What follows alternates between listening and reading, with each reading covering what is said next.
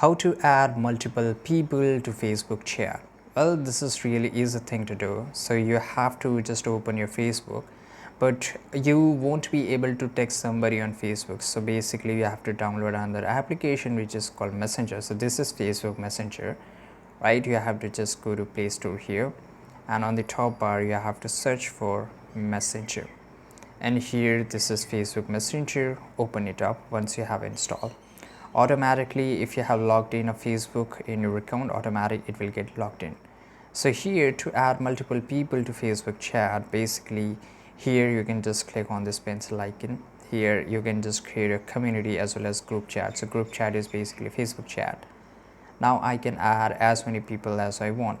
If I'm not finding, I will search for them, right? Just type their name and you will be able to add them, right? And once you have added the person, just click on create. Now, automatic, this is added a Facebook chat. Here I can just type hi and I can start the chatting, right? So this is how you can add multiple people to Facebook chat, and it's look like this. I hope you found this video very useful. Subscribe.